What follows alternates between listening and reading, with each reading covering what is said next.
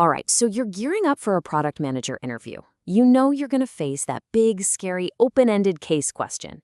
It is designed to be a little intimidating. But today, we're not just going to talk about it. We're going to give you a simple, step-by-step playbook so you can walk in with confidence and turn that challenge into your biggest strength. So imagine this. You're in the interview. Everything's going well, and then, bam, this question hits you. It's so huge, so ambiguous, and suddenly a million ideas are just swirling around in your head. Where do you even start? It's a classic for a reason, and it's designed to test something very specific. And yeah, that's kind of the point. That feeling of, oh my gosh, I have no idea. It's designed to make you freeze up. But here's the good news. Nobody, and I mean nobody, expects you to pull some magical, perfect answer out of thin air. So if it's not about finding the one perfect idea, what's the real goal? It's showing that you have a clear, logical framework to tackle any big problem. The structure of your answer is the answer.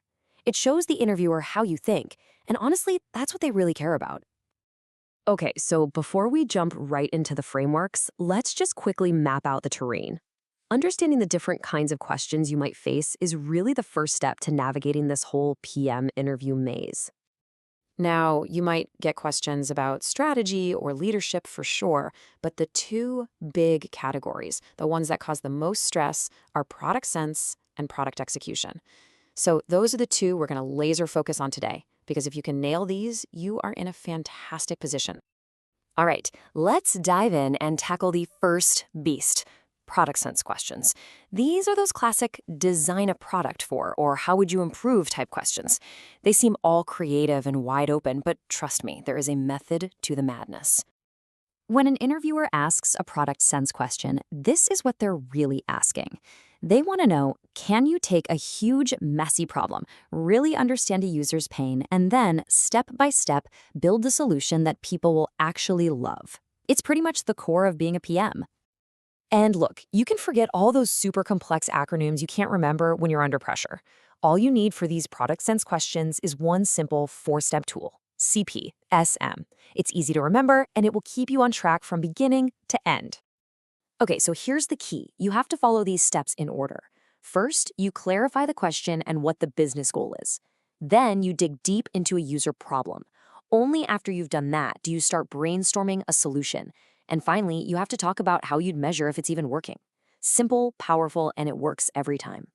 So let's use this on our improve DoorDash question. First, clarify. I'd ask the interviewer, hey, what's our goal here? Are we trying to grow our user base, boost engagement, or maybe increase monetization? Let's say they tell us the goal is monetization. Great. Next, the problem. Instead of trying to solve for everyone, let's pick a specific user, loyal Dash Pass subscribers. What's their pain point? Well, they want to discover new food, but they often have to jump out of the app to check Yelp or Google reviews. That's a hassle. Now, after we've defined that problem, we think about a solution. A simple, scalable idea could be a feature like Amazon's. People who order this also order this, right there on the restaurant's menu. Finally, how do we measure success against our monetization goal? Well, we'd run an A/B test, and our main metric, our North Star, would be an increase in the total revenue per user. See? A structured approach just turned a vague question into a concrete, actionable plan. Okay, so you've designed a great new feature. Awesome. But, the job is just getting started. How do you actually manage it?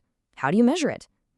That brings us to our second key area, mastering product execution. Execution is all about the how. How do you know if a product is actually successful? How do you decide what to build next when you can't build everything? And what do you do when a key number suddenly drops off a cliff? This is all about being the day-to-day leader of a product.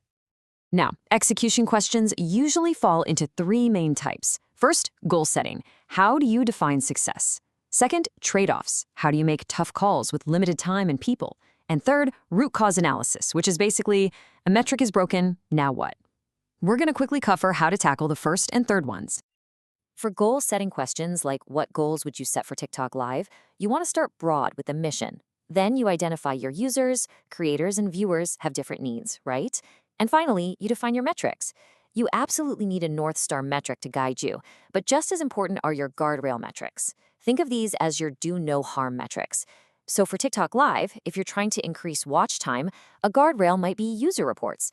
You got to make sure that while you're chasing one goal, you don't accidentally ruin the user experience somewhere else. Okay, so what if a metric drops out of nowhere? For a root cause question, a fantastic way to structure your answer is to put on your detective hat and break down potential causes into two buckets: internal versus external. Is it an internal problem, like a logging bug or a data issue? Or is it an external event, like, I don't know, the Super Bowl, totally changing user behavior for a day?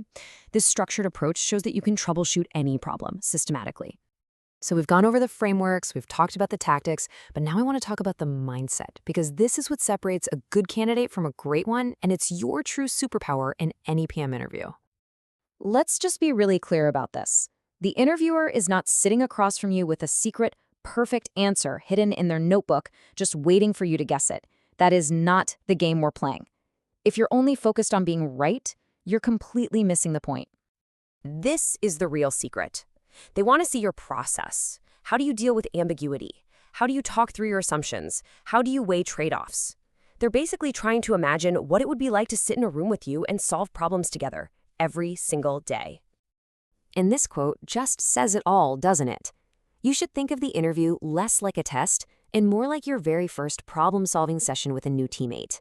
Involve them, ask them questions, bounce ideas off them. The interview itself should feel like a little preview of you being an awesome product manager. You see, with structure as your guide and collaboration as your mindset, these interviews completely transform. They stop being a scary interrogation and they become an opportunity to show who you are and how you think. You're not just answering a question, you're starting the work. Now you're ready.